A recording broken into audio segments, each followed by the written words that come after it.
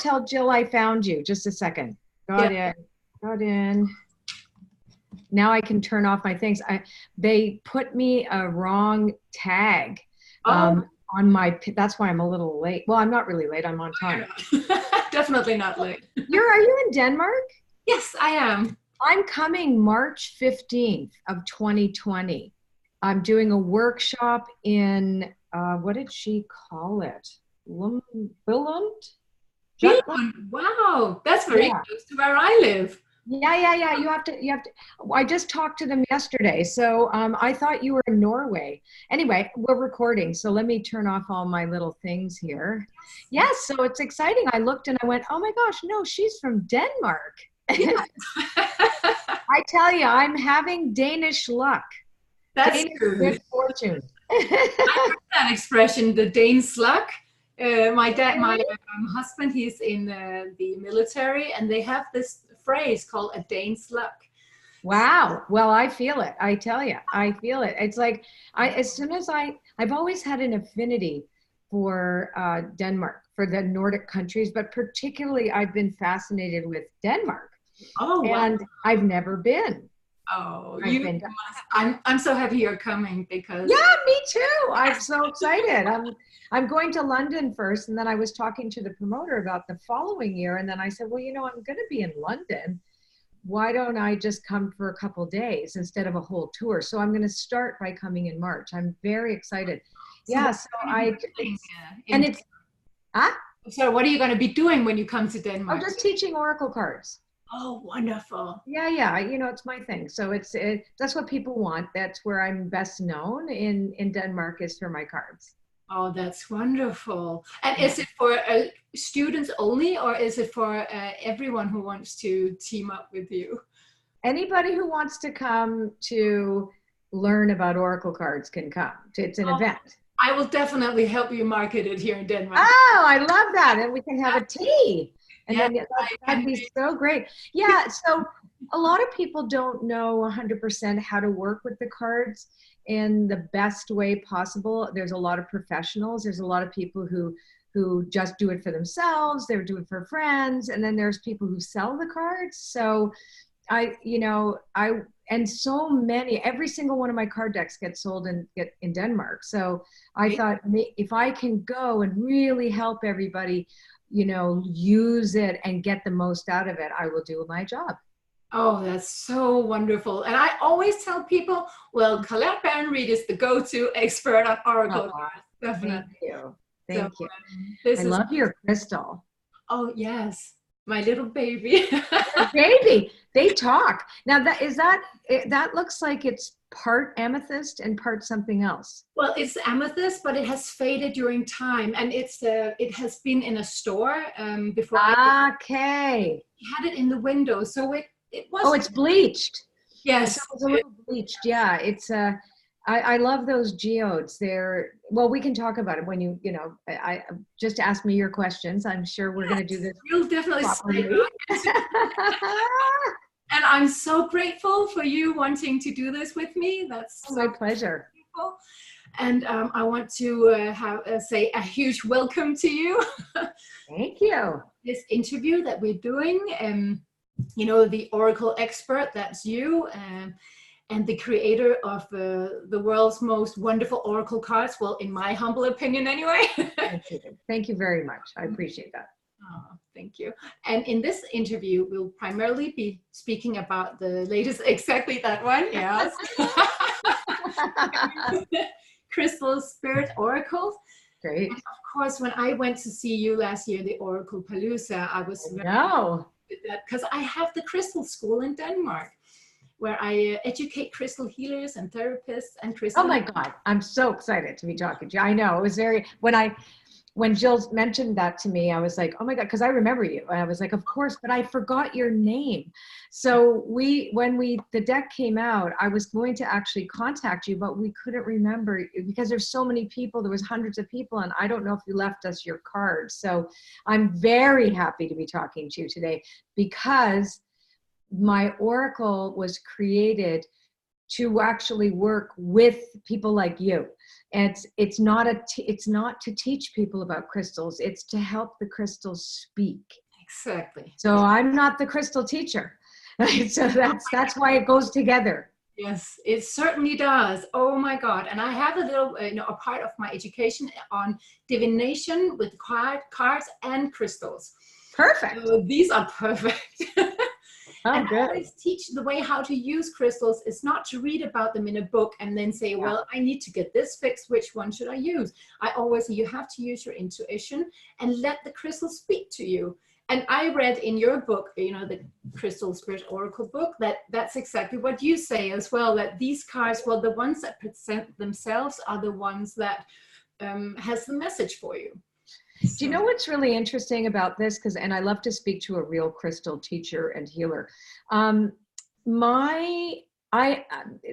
have a personal affinity to crystals, and I also am a big researcher. So I think it's really important to have knowledge, and wisdom comes with integration of that knowledge, right? Wisdom is the experience, and so every time I embark on an oracle deck, I am the expert in creating the oracle itself, but I'm not always the expert in the theme unless I've created a theme. If it's thematic, like crystals or goddesses or Avalon or whatever, I don't present myself as the expert on the subject. It's more a non-traditional way I present them, because my expertise comes in creating a living lexicon in which the oracle sits and speaks to you, right? So the crystals were really interesting because in the research that I did, and you should see the books I have, oh my God, like so many from everywhere. Wonderful. It appeared that the people that had, I'm not in any way saying they aren't the experts, that say that they're the experts, didn't agree with each other. Nope, which I found fascinating. So I was like, wait a second, how I have these giant thick books written by these people who have all this knowledge. And so what I had to do, and that was very confusing, I'll be honest, because the things that I knew, and I knew in my bones, in my body, were the things that everybody agreed on. That I knew. That was very easy. It was like, oh yeah, you guys are all pretty much agreeing on these ones. Like everybody agreed that amethyst was guarded against intoxication and was a very healing and opened a third eye, but it was very, like I could sleep beside amethyst, whatever.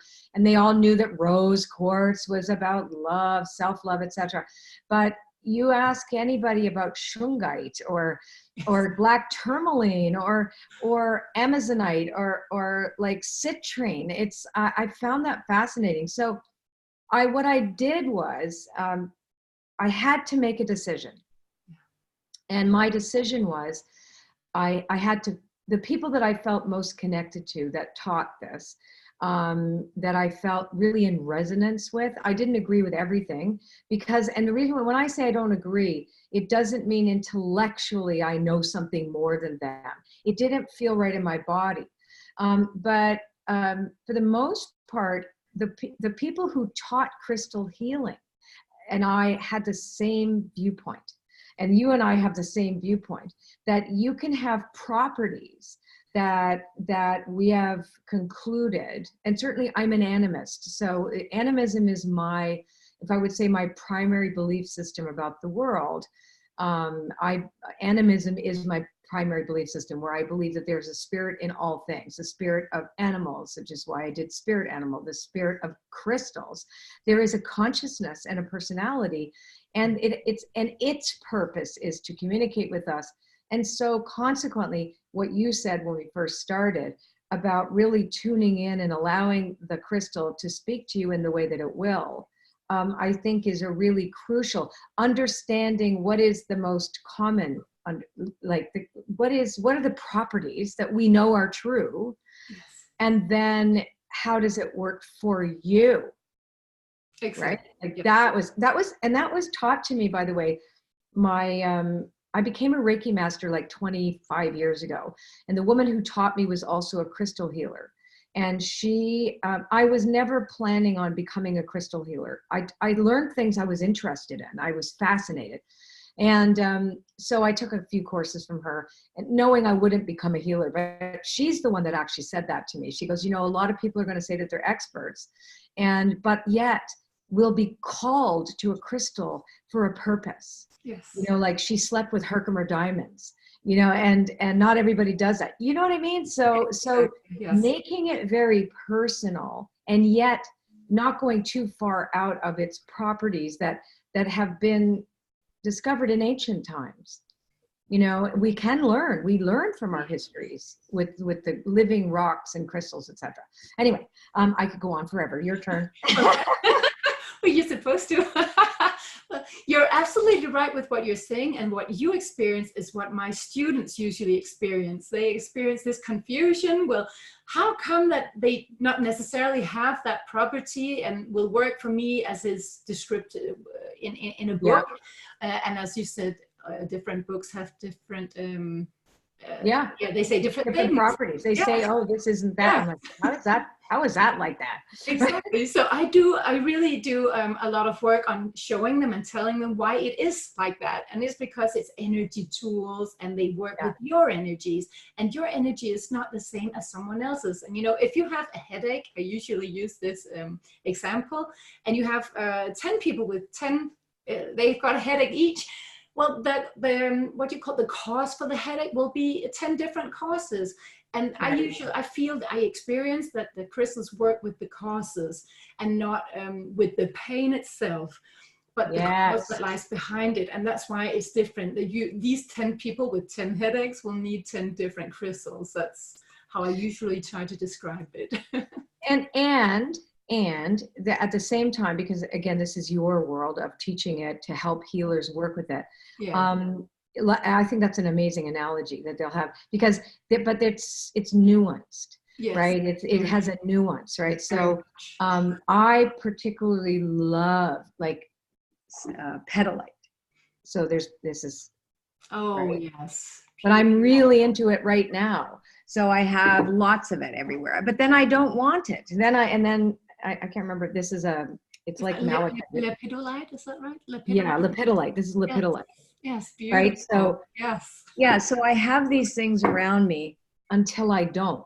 Exactly. Right. And then I have something else because I need that property of simplicity. Right. So we know that petalite is about simplicity and bringing these things together. I can get quite complex, and so we choose to have these things around. If we can trust our intuition, they will meet us where we need it to meet us. And it is complex. So it's not so simple. But then there are some simple ones, like, quartz is always going to be a magnifier, right? We know what we know. Yes. And then we have to put in the time. Yes. Like you're an expert because I've learned somewhere that they say, experts spend 10,000 hours. So you can call yourself an expert at something if you've put 10,000 hours into something. Oh, yes. You have. I have put 10,000 hours into oracles, into divination, but never 10,000 hours into the subjects necessarily. You know, although I would have said Avalon, but it was more like a personal thing, not an expertise certainly on any of the actual real pieces of the myths, etc. So you have to, what you know, and then when you teach it to others, you also know because you have experienced it differently.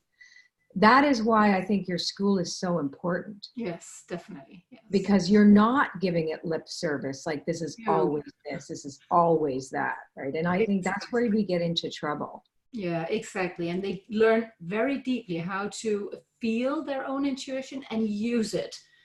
That's my main goal. Can I tell you a funny story? Yes, definitely. Okay, this is going to be very funny. So, in Thunder Bay, Ontario, they have very large amethyst mines. They have like Brazil. They tend to be quite dark. And the Canadian amethyst is a little lighter color, but I love it. It's beautiful. Reminds me more of yours. That's been yeah. So when I visited there, and I did a workshop there. The woman who brought me there sent me home with, now I don't know if I've seen them in Scandinavia too, where they look like little people, but they're made from pieces of rock So like they go like this, and then they have a base, and then you have like a little top, and it's like it connects you to source. And then sometimes in Sedona, Arizona, and different places, you see these little people make these little rock formations to connect. Okay. Wow. So amethyst is beautiful. I wanted an amethyst. So I bring it home. I take it out of the box. It's mad.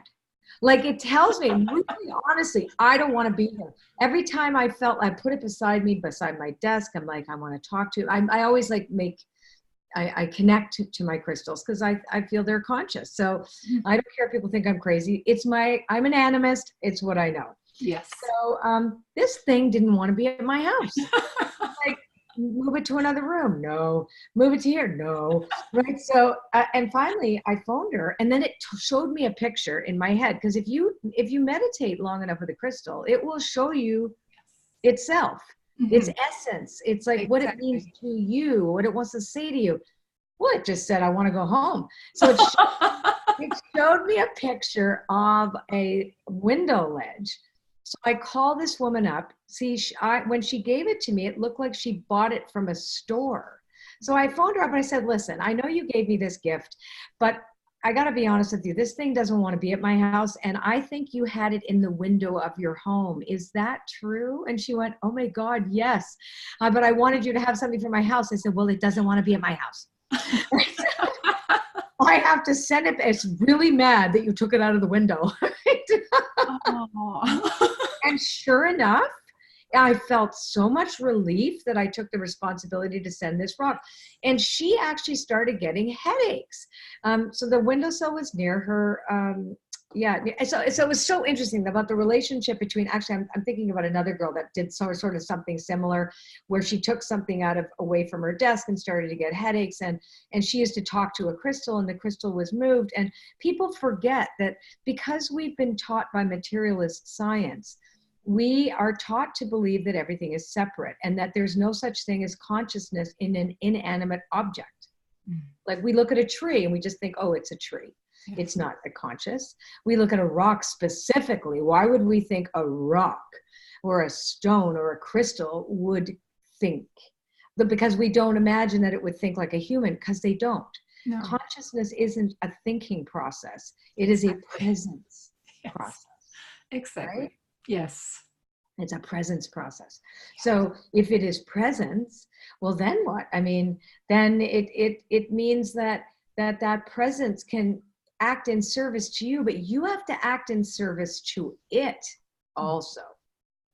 Right? What do you do with clearing crystals? I'm curious to know what you do, if you do anything, if you believe in doing it at all or whatever. Well, I believe in clearing them if I can feel they need it. I don't believe in doing it. Yes. Yeah. And then I do it with, especially the light. I love to use light. I put the rock in my hand. If it's too big, I just let it stand where it is.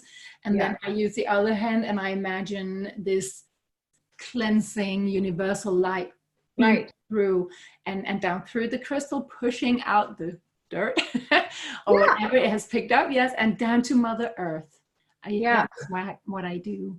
I love that, and because it's always curious. Again, what I love what you teach is about the personal relationship that we have with the crystals. Yes, that it isn't just the like little boxed ideas that we could have about reading a book.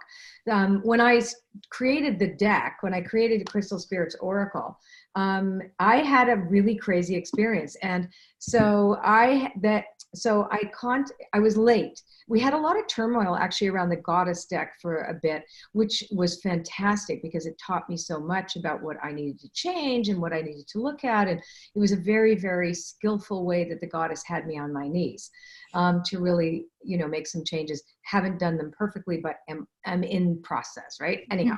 So the Crystal Spirits deck was created during some tumultuous times. So I was behind. And I wrote it all out because when I say I channel my decks, it's not like I'm channeling an entity. It's I tune into their creative self. Like they themselves are already finished in some dimension of consciousness. And they have to tell me, so they have to show me. I might start with 100 crystals, which I did, over 100. Same with the goddess deck. Then I brought it down to 54, or in this case, 60, 58, and another deck, 64, like, so Yeah. I don't know how many is going to be there, but it feels like either too heavy, or it doesn't click. It has to lock, or, and I call it's like the oracle locks when everything talks to each other. So everything has to be in communication with each other. It's very complicated. And one day I'm going to teach a class on it. Anyway, I decided I'm going to give away this to teach people who really want to create decks. Maybe I'll come to Denmark and do it. Anyhow, first thing first. Very welcome. So Crystal Spirits Oracle, I had, first the lexicon has to reveal itself to me. In other words, what does it want to say? So the lexicon of old, for example, the most traditional oracles that I love, one of them comes from Scandinavia, so which is runes, right? So whether they're from Sweden, Denmark, or Norway, it was all kind of one place at one point, way back when, right? So the Nordic way of communicating with the runic alphabet, the Elder Fusark, was one of the things that I studied in depth years ago, like in depth, because I loved it so much. And so if you learn that the stones, or the lexicon, or in the language, I would say, has to reflect the culture or the experience of the people at the time, right? So if you take the essence of an oracle, and you realize, how is this going to reflect where we are now? So what are the subjects that we need to talk about? And then I'm not the one to decide that. I'm actually I tune into it. That's what, for me, channeling means. It doesn't mean I'm talking to like Abraham Hicks, like it's not Abraham, or Fred, even, like I talked about in my book. It's like, it's more just like the deck itself says this, here's all the things. And then it's my job to use my intelligence to go, okay, well, that doesn't fit. I might not have heard it right, or whatever. Anyhow, so I get down and I have too many pink stones, right? And I'm like, oh, that's weird. Because of course I don't think about what the stones look like at that point. I'm just really, I need to feel their essence, and then I have to match the essence. And that's why it was so confusing when you look at all the books, because like everybody says this is a healing crystal, or this is a crystal. Like, it was just like when I was doing the goddess deck, everything was a fertility goddess. Like, how is that possible? You know what I mean? Yes. So, like, you can't all be the same thing. No. Or you can. So what differentiates a crystal for another? Yes. So, and then I realized some crystals were not even real. They were man-made. I had to take them out. So ultimately I ended up with three of the black stones, because I had all three of them: onyx, obsidian, and black tourmaline. And I don't remember which one I kept, I think. Anyway, but onyx and obsidian were arguing. Onyx is one of my favorite stones. And she didn't make the deck. And I carried it in my motorcycle after I had an accident, because it was a real protection stone, very personal to me. But boy, oh boy, I couldn't get anybody to agree. So I could feel their essence. So I thought, am I going crazy? These things are talking to me. So I called the woman who runs my school, Anna, who never did this before. And I said, I need help. I need you to just tune in, because I think we have to move some of these stones around. That the descriptions I've said about them, they're not comfortable. They want to be somebody else. And I'm like emerald and rose quartz were arguing about love and self-love, and like, oh my gosh. I'm like, okay. So I thought, am I cuckoo? So she'd never done this before. Sure enough, same thing happened to her. She goes, there's onyx and obsidian don't want to be in the same place. I'm like, oh my God. So I'm not crazy. And then I had a crystal healer that was a mentor in my school. And I had her come on. I said, listen, I need you to just be open and tell me if I'm full of shit in some of these things.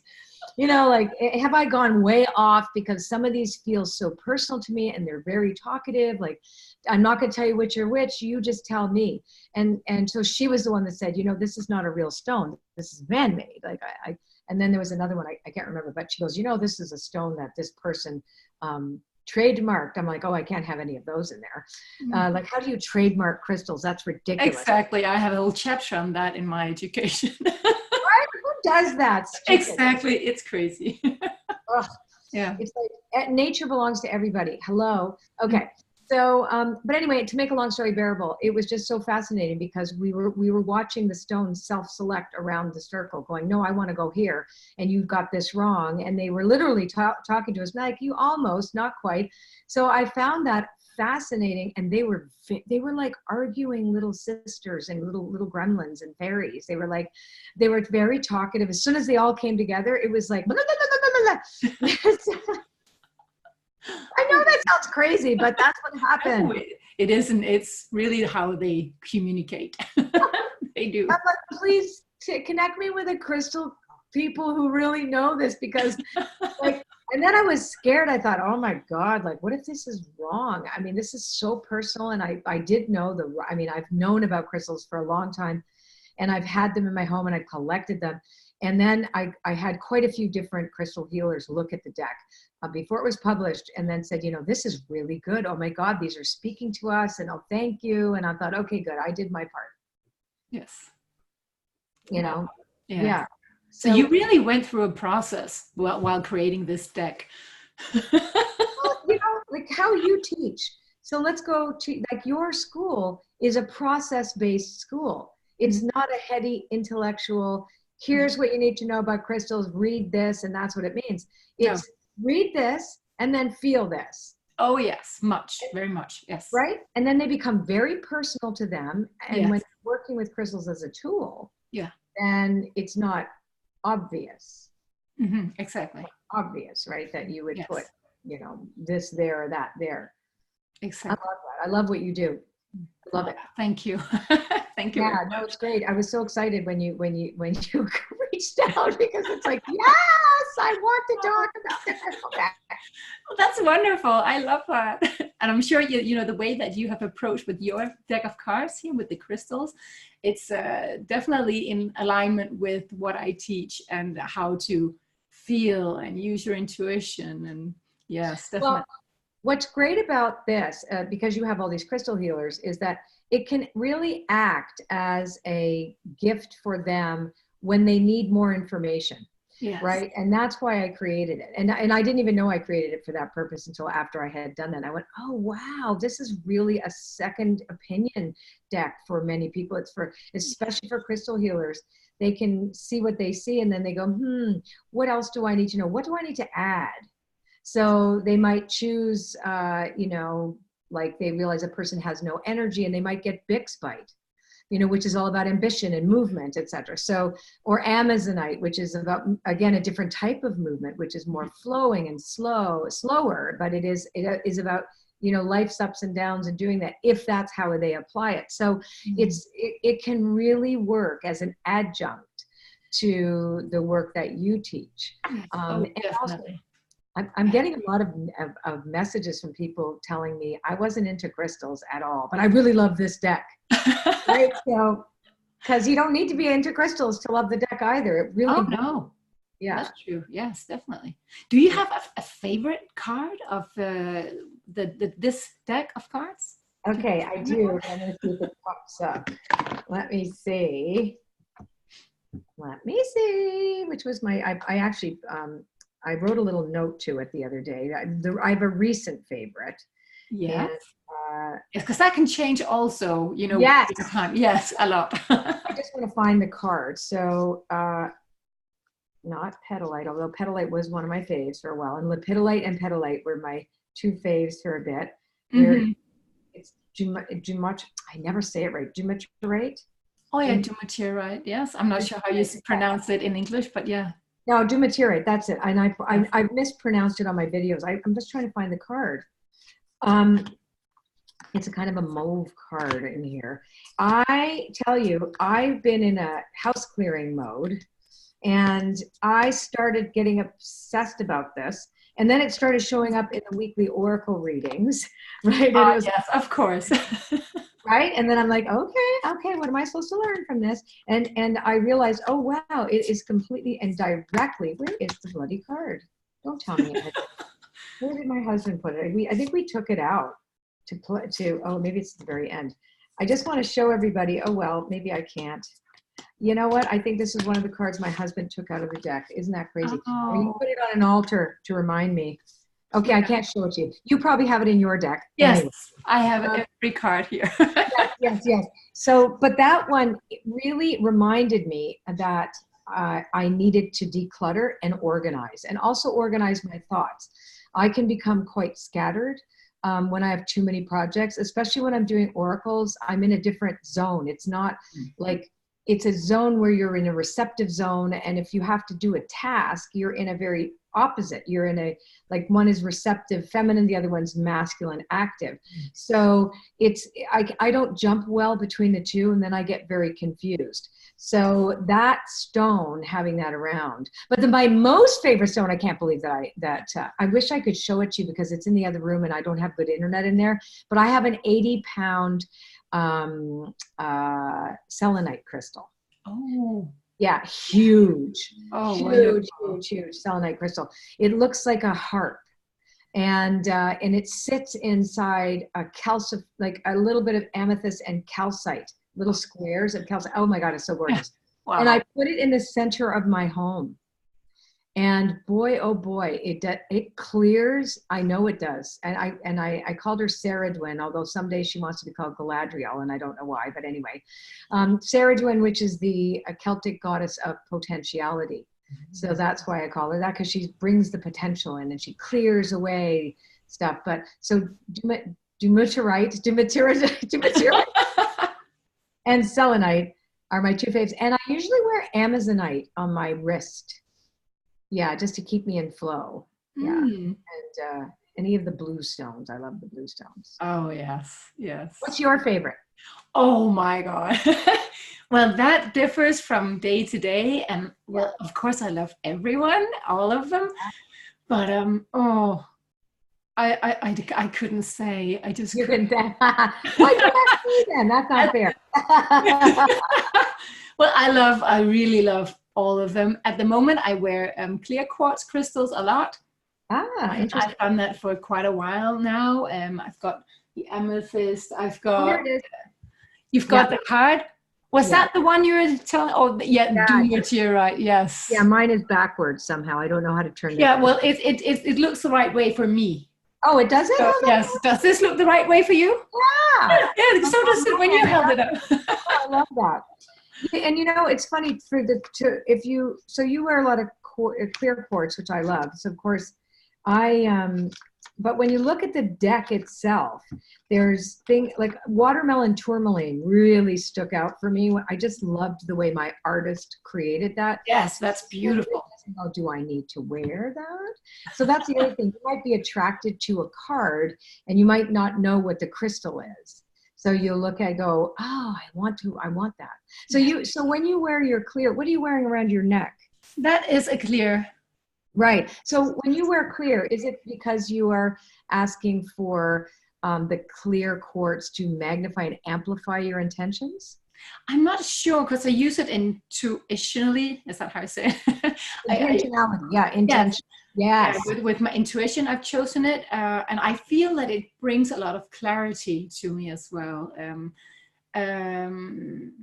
Well, I do actually feel a lot is amplified at the moment. Right. I'm taking huge strides in my business and it's wonderful. Is this new? Are you wearing this? Because this is quite new, yes. Yeah, because I just want to quickly tell you what I pick up from you. So it is regarding your business. It's about the way you communicate to the rest of the world. So it's an amplification of your brand. It's an amplification of your reach. Right. So that's what it felt like to me. And is that a rose gold or is that no, that's just gold. It's gold. Okay, because it shows rosy on this side, but it doesn't matter. It just feels like something you love becomes much more prosperous as a result of it. And the clear quartz for me, looking at you, because I'm intuitively, with your permission, looking at that on your behalf, it is all about your voice.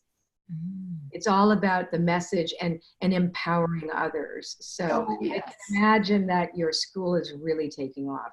It is. Yes. Pardon? Are you writing a book too?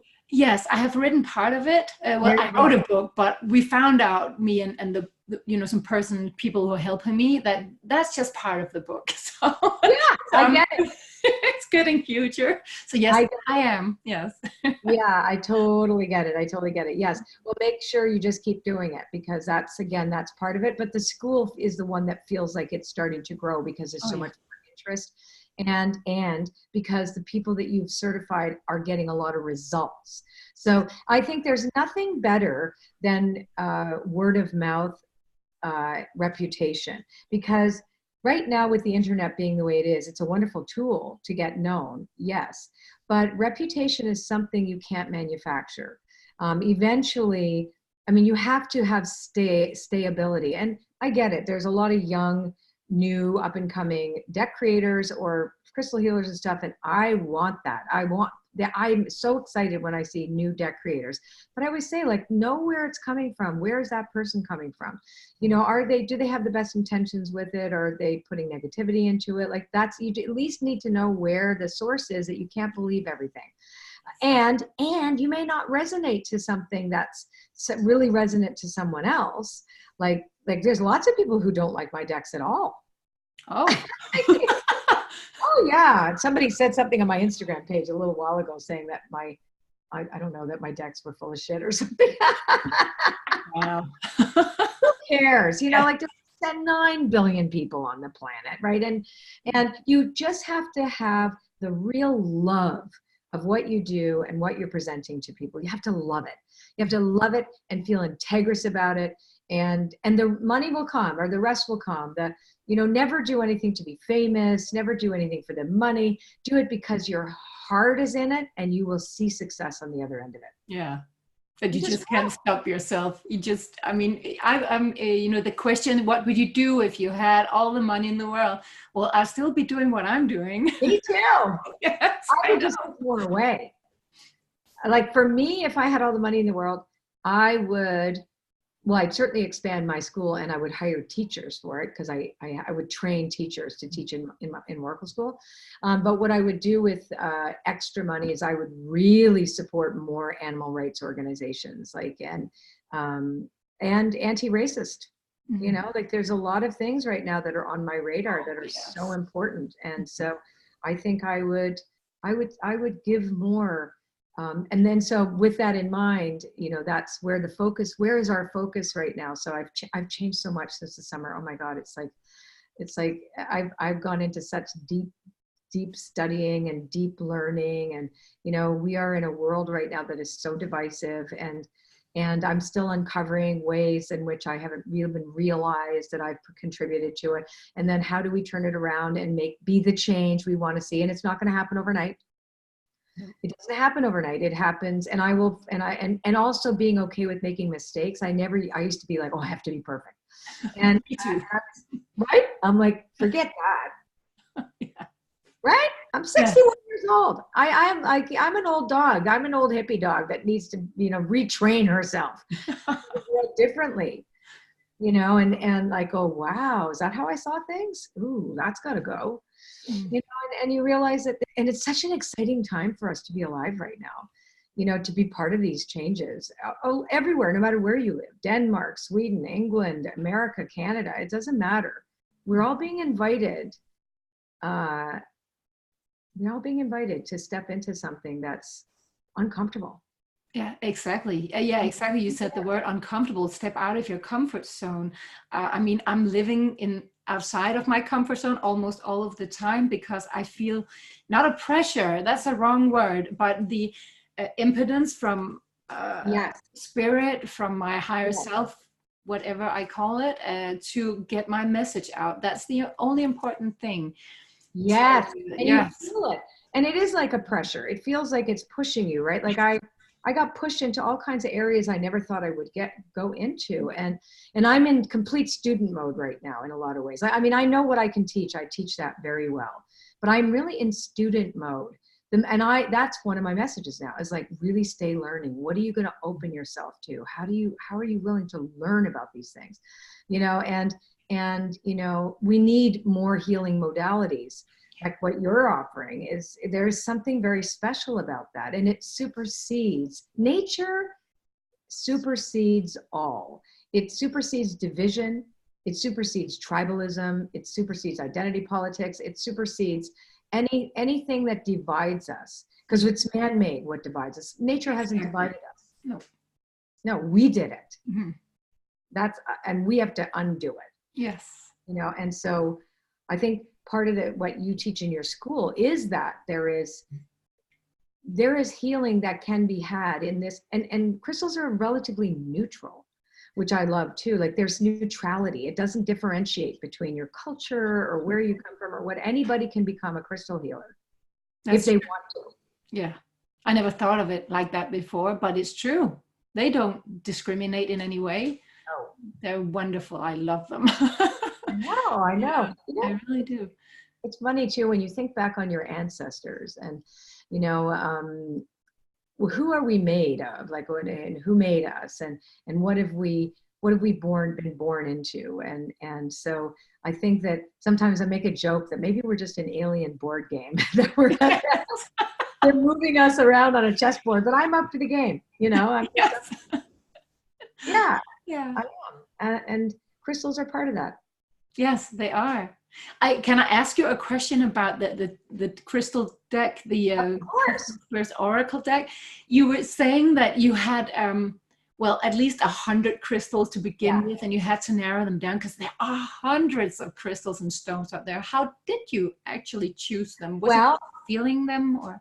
So remember I said I did a lot of research, right? So first I did the research, then got very confused. First, I took the ones that I knew for sure, like I really knew in my bones. But I was introduced to like Dumaterite is something I didn't know about. Like I got some, I felt it, and then I learned about it and I read about it. I'm like, oh, and how does it make me feel? And it's like, oh, this is so interesting. So some of the crystals I didn't really have familiarity with, so I had to go get to know them. And so I gathered the information, and then they had to fit with the story that the oracle wanted to talk about, and so many of them were similar. I had to group them in their similarity, like which were the protection stones and why, and which were the stones that were relative to emotional balance and freedom, etc. Where was the joyful ones? Which ones related to the past? What were related to finance, etc. So I had to group them all, and I had too many of the same subjects or similar subjects, and that's when so I was like, okay. And plus, Hay House said I can only have so many cards, right? So because they only print them. It's really expensive to do these decks. I mean, it's not, so it's, it was quite the experience. And then as I said, I solicited help from a couple people to help me. I was like, am I wrong about this? Like, do these need to go? And I'm not 100% sure. I'm going to just see what people say without me telling them what I'm looking for them to do. I just said, I need you to kind of tune in and tell me what you think you're experiencing. Yes.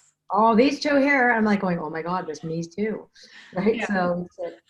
So yeah, I wish I could do 3 more of them, but I think it'll be the only one I do. The Crystal Spirits is its own, really a complete oracle. She knows who she is, and it's a she. I feel it's a she, very feminine, and she speaks to the things that she needs to speak to. And I know that last year you came out with the goddess cards, and they're popular over in Scandinavia. Oh yes, they're beautiful. Oh my God.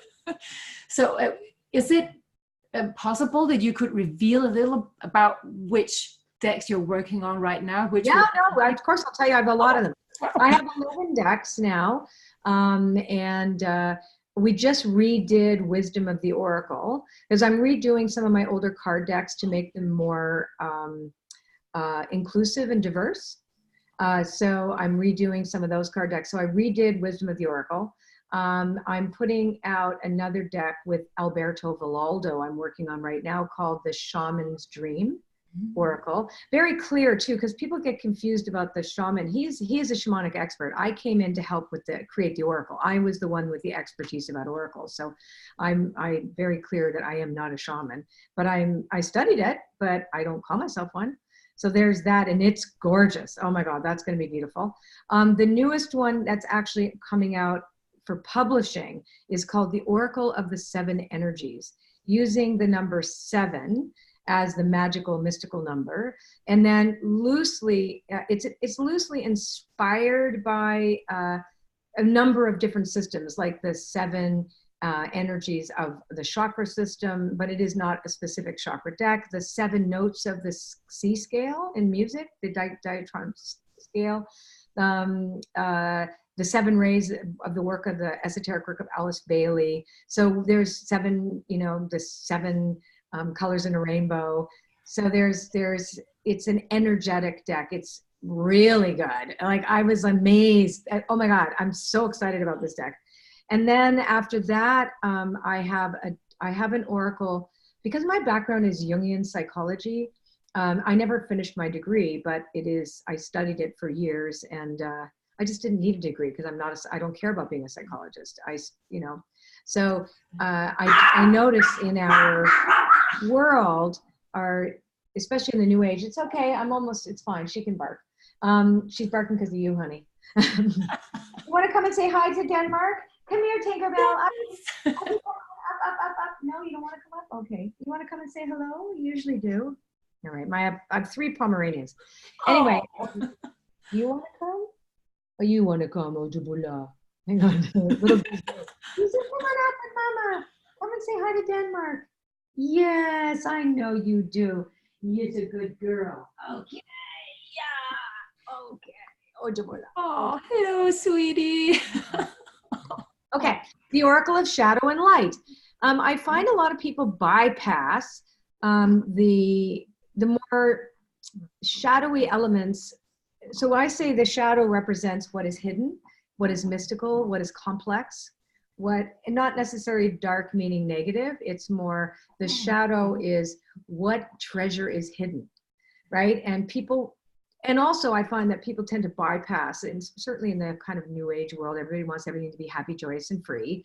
And we don't live in a world like that. So so the more difficult and challenging aspects of the persona need to be addressed, and they need to be not resolved as in controlled, but they need to be welcomed, welcomed in. Like, what woman has ever learned how to manage outrage or anger in a healthy way? Like, how do we create healthy ways of working with things, not based on, always being nice, which is actually, like we think, oh, we're Canadian, everything has to be, I'm sorry, everything has to be nice, right? So really we're looking at the grittiness of humanity and what is really true for all of us, and how we can, ultimately at the end of the day, compassion is the core of my decks, and it's how do we reduce suffering.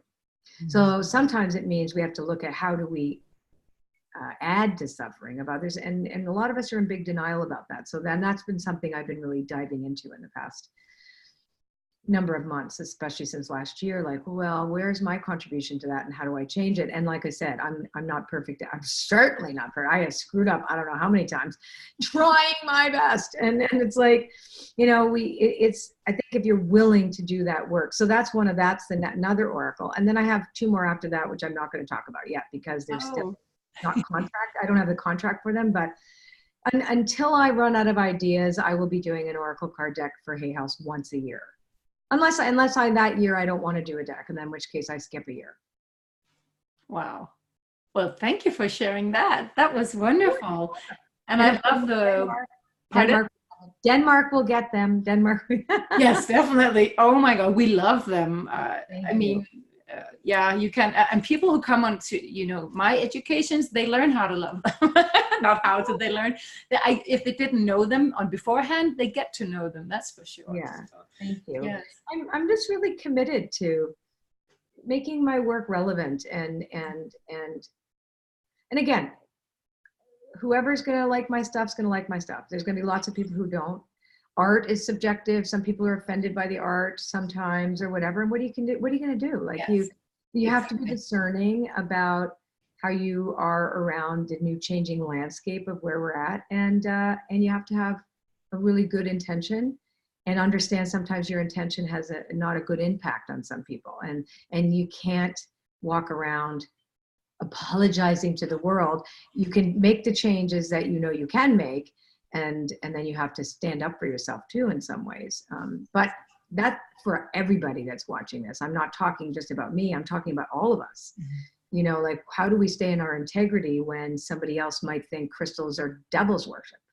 You know what I'm saying? Or somebody is like, that's not what that crystal means. Like, I had a crystal, like, right? It's like, yes. well, Oh, you get those kind of people. Yeah. Yeah, okay, fine. Yeah. Go, it's fine. 9 billion people on the planet, go find somebody who's going to agree with you. Exactly.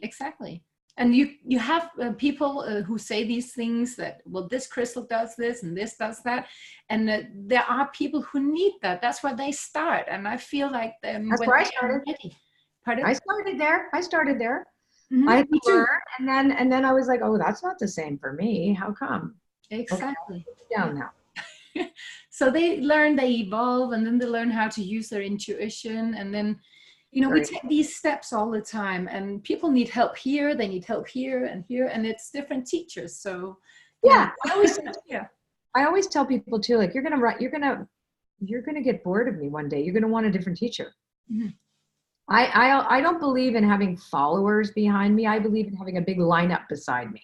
Exactly. Like, let's all stand together and do this stuff. And then when you've learned enough from me, go learn from someone else. Yes. You know, and then it's like, I learned from so many people. You know, we have so many really, really interesting teachers out there right now. And the only thing is that I like to know that I'm learning from somebody that has some, legacy. And maybe because I'm older that I feel that way, and that could be because I am an older person, right? I'm 61, so I've had over 30 years doing the same thing, so I've seen a lot. And I know when you're younger, sometimes you don't want to learn from somebody who you think is too old. Like, yeah, I get it totally. Yes, definitely. Yeah. Whatever, who cares? Yeah. No, there's lots of different ages. Who cares? Yes, exactly. I don't care anymore. I care about contributing to the world, but I don't care about who doesn't like what I do or who doesn't. There's other places to go, or that they've gone as far and go. It's like, I really believe in giving people the freedom to make those choices. We are so lucky that we have that we can even be all like this. Yes, definitely. Yeah. So I'm coming to Denmark. I'm looking forward to that already. March 15th, and I will let you know. I'll have my team let you know when we know where it is, because I don't know Denmark at all, and I'm coming in just for one day on the Sunday the 15th, and then I leave. I just come on 1 day workshop. I'll definitely be there. Huh? Yeah, I'll definitely be there. It'll be a real workshop though. It will be different than Oracle Palooza. It'll be like really how to work with the cards, and we'll use different decks, and we'll talk about how to work them together and different spreads and how to make your own spreads, etc. Wow. And let me know if you need any help. I'll need all the help in the world. Pardon? I will need all the help. Okay. I've never been to Denmark. Okay, just let me know. Okay. Yes, definitely. I mean, if it's in Billund, I'm really close to that. So that's what they said. That was the name they said to me, that it was Billund, and there was an airport. Where is it here? That's right. Remember. Some Jutland and Billund. Yes. Where's Copenhagen? That's on an island. I don't know if you know, Denmark is the main, and then you have two islands, and the big one to the right when you look at the map, that's where Copenhagen is. Okay. Very much eastern coast of Denmark. Eastern coast. And this is west? This is west. This is the mainland, and it's actually almost right in the middle of that. Oh, cool. Okay, well, I'm so excited about coming. I always remembered looking at pictures of Denmark and saying to when you feel your soul is connected to a place, I really feel that. So I'm very excited about coming. Oh, wow. That's amazing. Really amazing. So I have to go. That's fine. And I thank you so much for this wonderful time, Colette. It's been my pleasure, really. Yes. And hello to all your students. Hello, everybody. This is a fabulous teacher, and I'm very honored and privileged to meet you. Oh, thank you. Thank you so much. All right. So, see you. I'll be there, so I'll see you in March. Okay. Yes. See you. Bye. Bye. Take care. Bye. Yeah, you too. Bye.